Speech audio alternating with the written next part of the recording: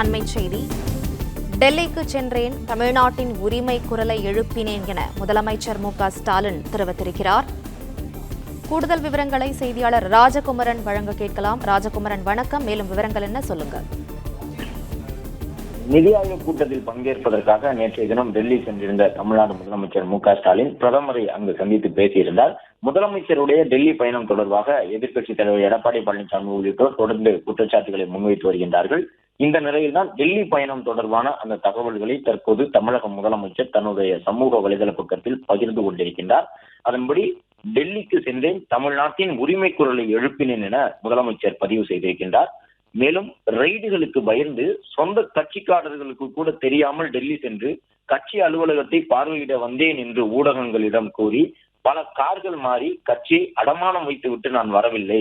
டெல்லி என்றாலே கிளிபிடித்து அஞ்சி நடுங்கக்கூடிய எதிர்கட்சியினரின் அடி வயிற்றில் புலியை கரைக்க வாயிலும் வயிற்றிலும் அடித்துக் கொண்டதை ரசித்தபடியே டெல்லி பயணம் அமைந்தது என்று எதிர்கட்சிகளை விமர்சிக்கக்கூடிய விதமாக முதலமைச்சர் தன்னுடைய டெல்லி பயணத்தையும் சுட்டிக்காட்டி பதிவிட்டிருக்கின்றார்.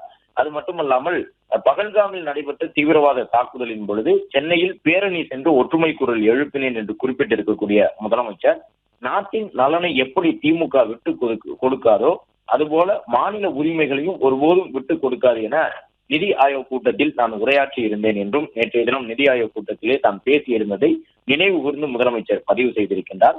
தமிழ்நாட்டினுடைய நலன் காத்திடவும் மாநில உரிமைகளை வென்றெடுக்கவும் 2026 தேர்தல் களத்துக்கு ஆயத்தமாக ஜூன் 1ஆம் நாள் மதுரையில் நடைபெறவுள்ள பொதுக்குழுவில் அனைவரையும் சந்திக்க நான் தயாராகிவிட்டேன் என்று குறிப்பிட்டிருக்கக்கூடிய முதலமைச்சர், நான் தயாராகிவிட்டேன், நீங்கள் தயாராக இருக்கின்றீர்களா என்று தன்னுடைய கட்சியினரை நோக்கியும் குரல் எழுப்பியிருக்கின்றார்.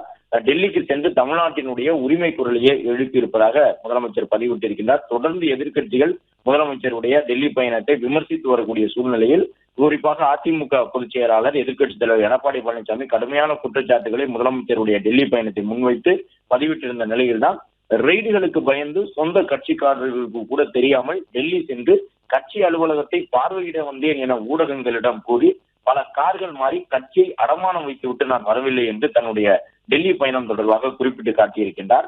மேலும் நேற்றைய தினம் தான் டெல்லிக்கு சென்ற பொழுது எதிர்க்கட்சியினருடைய மனநிலை எவ்வாறு இருந்தது என்பதை சுட்டிக்காட்டக்கூடிய விதமாக டெல்லி என்றாலே கிளிபிடித்து அஞ்சி நடுங்கக்கூடிய எதிர்க்கட்சியினரின் அடி வயிற்றில் புலியை கரைக்க வாயிலும் வயிற்றிலும் அடித்துக் கொண்டதை ரசித்தபடியே என்னுடைய டெல்லி பயணம் அமைந்தது என்றும் முதலமைச்சர் மு.க.ஸ்டாலின் பதிவு செய்திருக்கின்றார். அதே நேரம் நேற்றைய நிதி ஆயோக் கூட்டத்தில் பங்கு பெற்ற பொழுது மாநில உரிமைகளை ஒருபோதும் விட்டுக் கொடுக்க மாட்டோம் என்கின்ற ஒரு கருத்தை தெரிவித்திருந்ததாகவும் முதலமைச்சர் குறிப்பிட்டு இந்த பதிவினை வெளியிட்டுள்ளார்.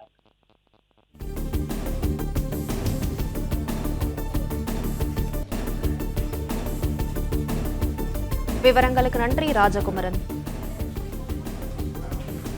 பிளே ஸ்டோர் மற்றும் ஆப் ஸ்டோரில் இருந்து பாலிமர் செயலியை QR கோடு மூலம் பதிவிறக்கம் செய்யுங்கள்.